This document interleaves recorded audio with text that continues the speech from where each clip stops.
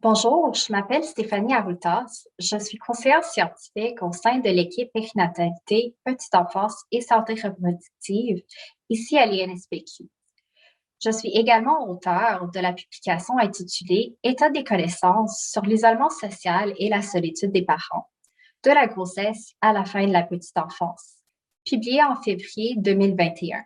Bienvenue à cette présentation qui portera sur les résultats de cette publication. Avant de passer à la présentation, je dois vous indiquer que je n'ai aucun conflit d'intérêt à déclarer. L'objectif de cette présentation est de vous décrire les faits saillants qui ressortent de l'état des connaissances. Alors, nous allons regarder ensemble quelques aspects de ce projet afin d'approfondir votre compréhension ou de vous clarifier, le cas échéant, les résultats de cette publication. Voici donc le plan de la présentation.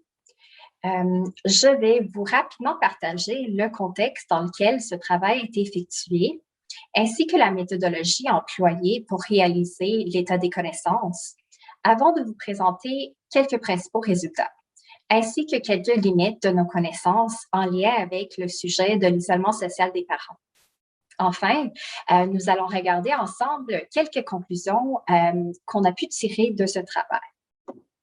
Comme vous le savez probablement déjà, en 2019, les critères d'admissibilité au service intégré en périnatalité et pour la petite enfance, également appelé le programme CIP, ont été révisés pour inclure un nouveau critère, dont l'isolement social. À notre connaissance, aucune revue de la littérature scientifique sur le sujet de l'isolement social des parents lors de la période de la périnatalité et de la petite enfance n'a été publiée depuis les 20 dernières années. La période de la périnatalité et la petite enfance décrit la période entre la grossesse et la rentrée scolaire, que je vais dorénavant appeler la période de la PPE. Alors, face à ce constat, la question suivante se pose. Quel est l'état des connaissances actuelles sur l'isolement social et la solitude des parents lors de la période de la PPE? Justement, nous avons réalisé un état des connaissances pour décrire qu'est-ce qui est disponible comme information à ce sujet. Notez que la publication cible à la fois le phénomène de l'isolement social et de la solitude, car ces deux concepts sont souvent utilisés de façon interchangeable dans la littérature. Toutefois, comme nous allons voir plus loin dans les résultats, ces deux concepts seraient reliés mais distincts. Alors, le but de cette publication est d'informer les acteurs de santé publique qui travaillent auprès des parents et de leurs familles sur différents aspects en lien avec ces deux phénomènes. Sur les définitions de l'isolement social et de la solitude.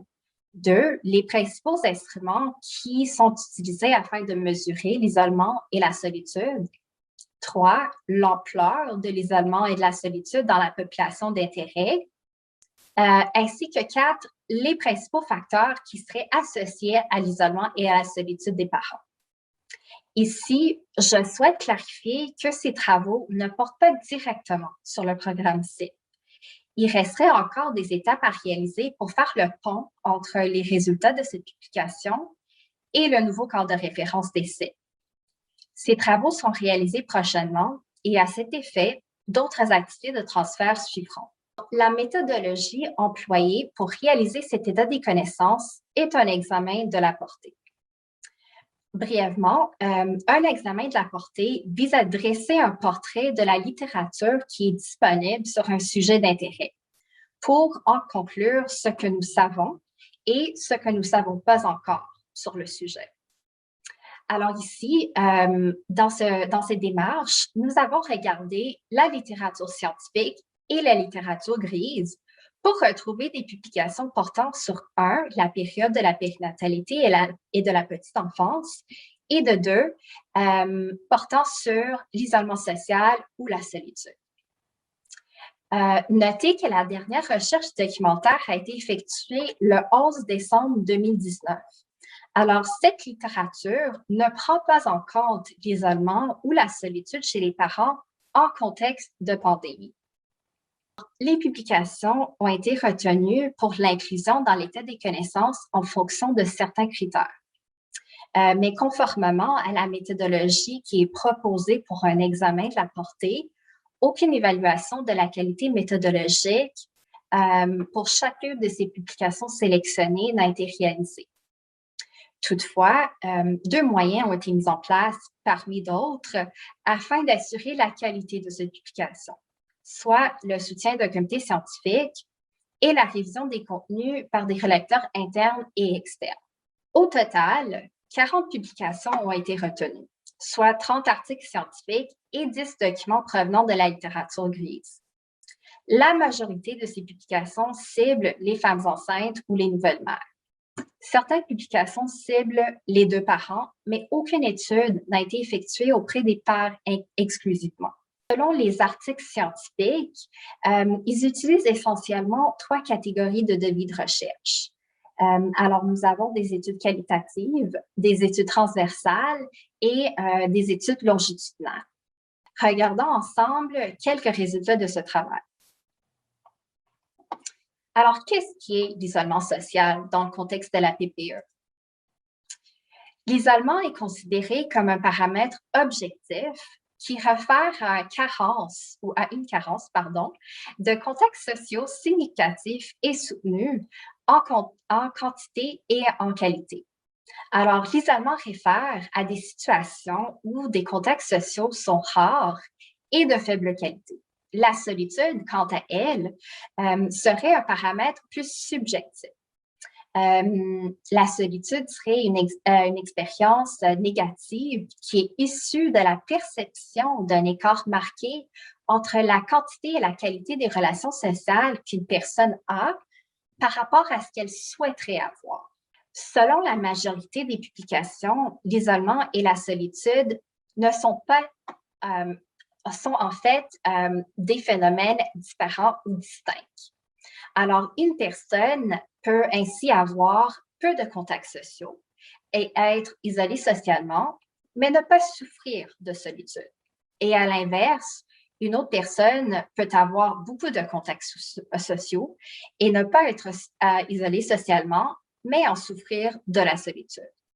Malgré ce consensus émergent selon lequel l'isolement et la solitude seraient deux réalités distinctes, certaines publications dans l'état des connaissances qui aborderaient à la fois l'isolement et la solitude ne font pas de distinction formelle entre les deux concepts. Nous avons également pu répertorier les définitions de certains concepts apparentés que vous voyez sur la diapositive.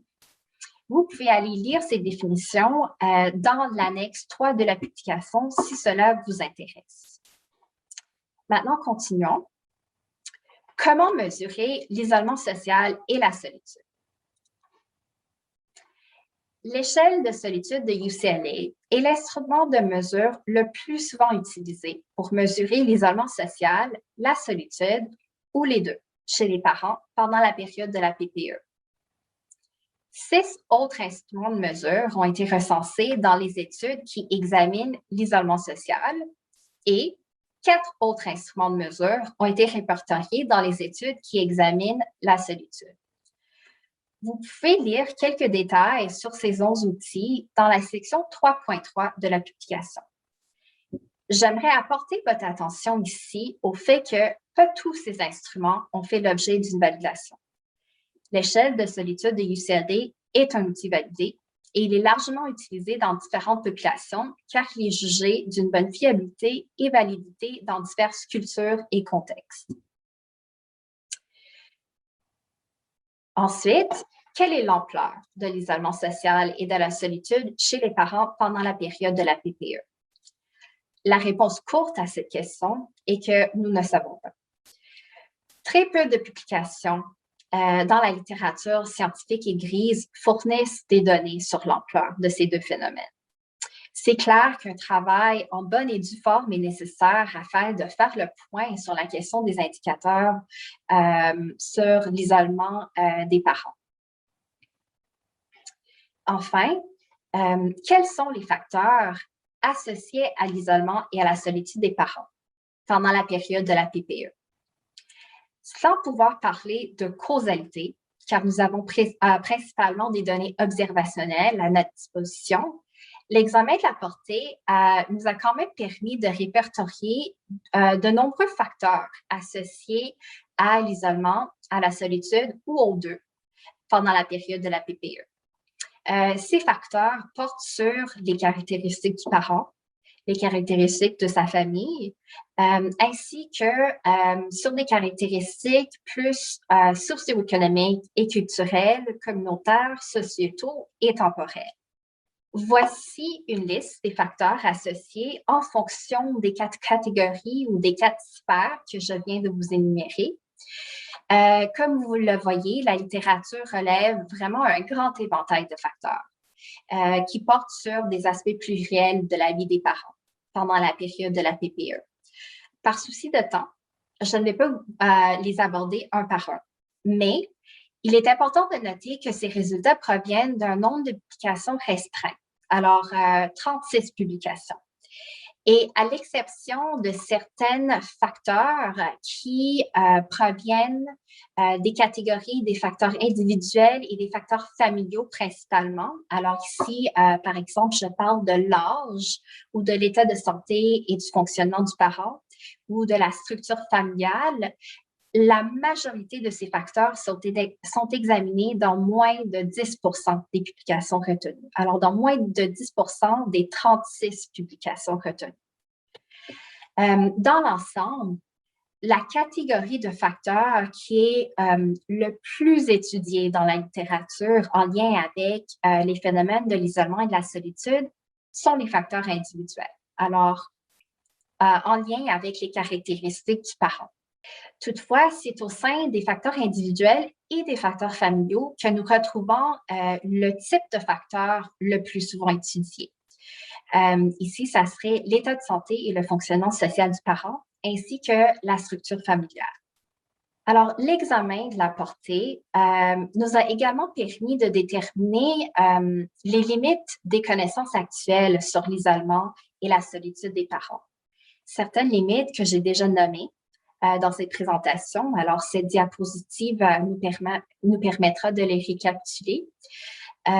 Plusieurs sujets demeurent à explorer, ce qui pourrait d'ailleurs être des pistes de recherche futures. D'un, on constate un manque d'études sur l'impact de l'isolement et de la solitude sur les différentes dimensions de la parentalité et du développement de l'enfant. On constate également un manque d'études qui nous permet de suivre l'évolution du sentiment de solitude chez le parent dans le temps et ainsi de documenter ses effets à long terme. On remarque également une manque d'études sur l'expérience des pères et sur la prévalence, dont j'ai déjà parlé, ainsi que sur l'impact de la défavorisation socio-économique et de ces mécanismes sur l'isolement des parents, qui resterait à approfondir.